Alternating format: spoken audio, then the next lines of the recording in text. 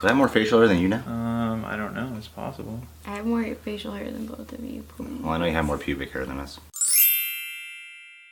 Hello.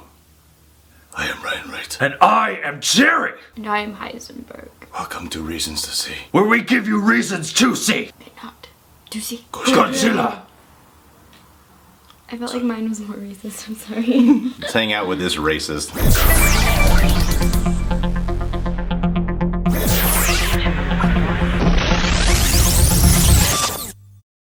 Alright, pussycats, let's talk about this movie. Honestly, I was a little let down. Really? I did like it a lot. Like, as a standalone film, I thought it was good, but as a Godzilla movie, I was like... Yeah, but that's how a lot of the old Godzilla... Yeah. I remember renting those as a kid and being like, these people sure have been talking for an hour. Yeah. I guess character-wise, story-wise, it wasn't what I thought. Bryan Cranston is only in the beginning, and that was really sad. It made sense why they had the story continue the way they did. I was so invested in his performance, and he, like, made me cry. Like, I don't know. His performance was amazing. Made me feel things for these characters. His death, to me, wasn't as, like, rewarding, meaningful or heroic, and it should have been, in my opinion. Yeah, because he was, like, the best actor in that film. Yeah, and I don't know, I felt like I would feel a lot more, but then they just kind of went, okay, well, now it's back to the action. His character spent 15 years doing this, and then he falls off, and then he has a couple lines when he's in the gurney, and then they just zip him up afterwards. That, like, got me. I was like, they're not gonna kill him off, they can't do it, and they do, and I was like, of course. Yeah, I thought he should have had a more dramatic death. If anything, if you're gonna kill him off that early in the film. I at least wanted him to see Godzilla. Basically, justice was served all around for the town, and it would have been for his wife, and he didn't even get to see that,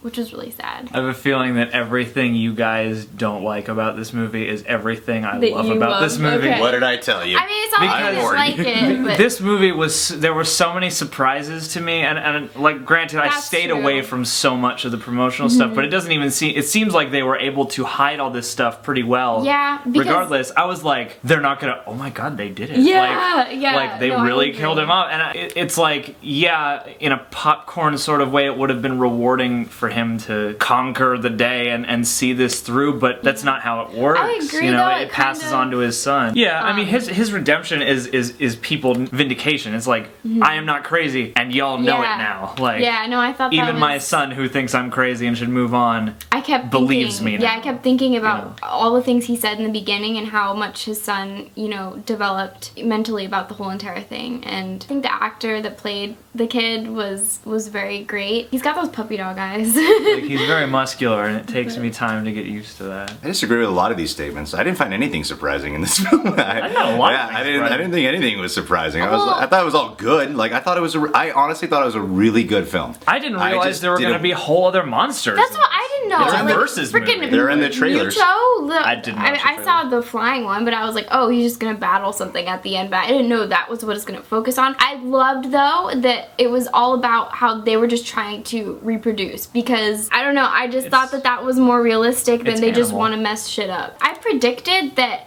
in the end, Muto was going to eat the bomb and then explode. That's how I thought, you know, it was gonna die. So I was shocked when Godzilla just rips open its mouth and then, oh my god. That was cool. I was waiting for that moment. I knew there would be some sort of moment that would kind of redeem how kind of slow. I mean, it wasn't slow, but it was just a little long with the talking. I thought the character development was really good the first half hour. Yeah. But then after that, it became more about the adventure and more about what's going on, which makes sense. It all makes sense. And even Bryan Cranston dying, I get like, oh yeah, it's going to be Aaron Taylor Johnson's story, his redemption now, especially now he's probably got some motivation because he's like, man, I really feel bad about what I did with my dad all these years. So, yeah, and I didn't have a hard time adjusting to Aaron Taylor Johnson. I thought he was great in the role. I thought Elizabeth Olsen was good. Like at the end when they reunite, I almost cried actually. Yeah, like, I thought that was a really beautiful moment too. Everything about Aaron Taylor Johnson was awesome to me in this film. Yeah. Even his little interaction with that Japanese kid. It was like you could be a good Japanese dad. Did anyone catch the parallel of him and Godzilla at all?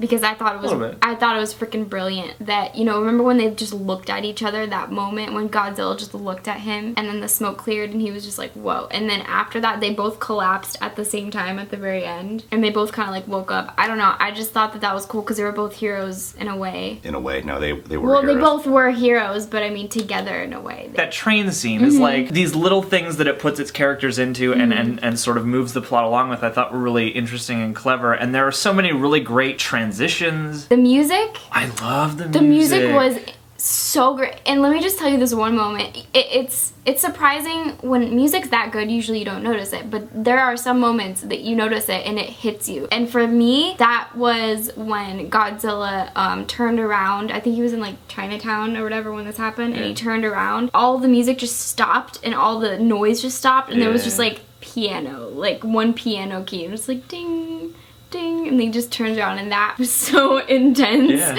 Well, the score itself is very retro, it's very brassy. They use a lot of instruments you just don't hear in these kinds of movies anymore. One of the more, reminiscent of older movies, elements that this has. I mean, yeah, I would have loved to see more of Godzilla, and I thought that they focused a little more on, the Mutos more, and there was some parts where I was like, I don't like looking at them. I would rather look at Godzilla. There's some parts where I'm like, I don't care about that. Yeah.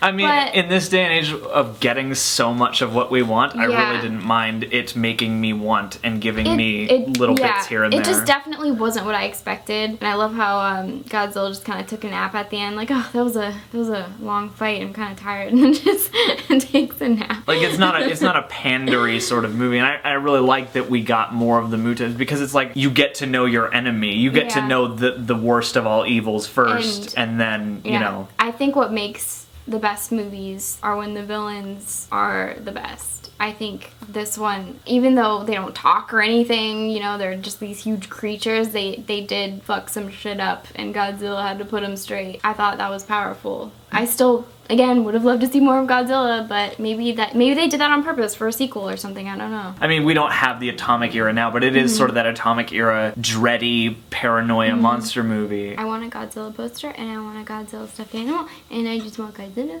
because he's so cute.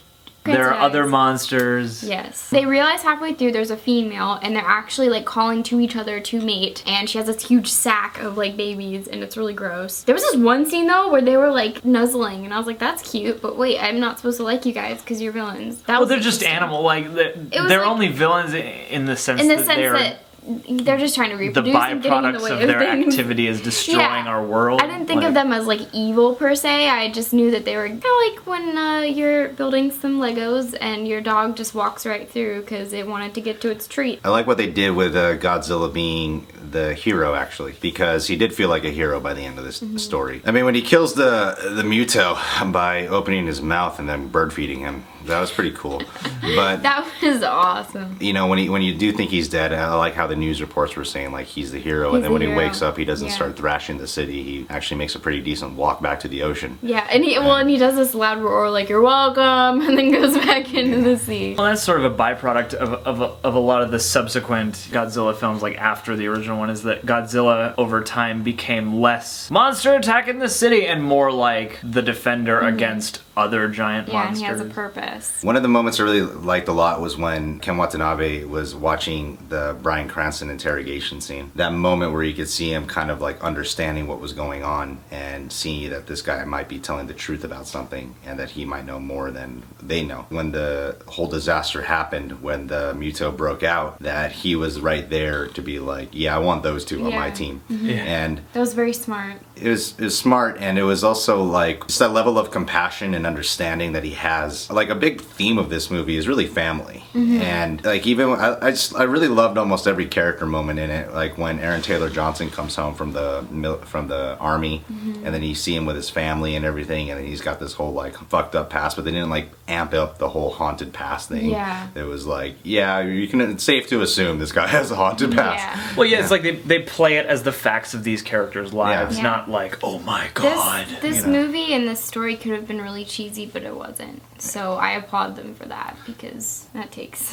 a lot. And when they go into the quarantine zone too, I just love the design of everything too. Oh god, that struck me, yeah. Yeah, the whole movie stayed true to what people are really like. Like, there was nothing in it that I found to be cliche about any of the characters at all. I really liked the interaction between Elizabeth Olsen and Aaron Taylor Johnson too. I thought it was really, they have a really good chemistry, to begin with, but the way that whole relationship kind of just evolves. He just came back from the army and now he's in Japan because his dad fucked up. And so he's just on this mission for redemption the whole time. And just every step he takes is all about family. It's all about going back to family. And then he hops on that train, and that whole bridge sequence was just beautifully done.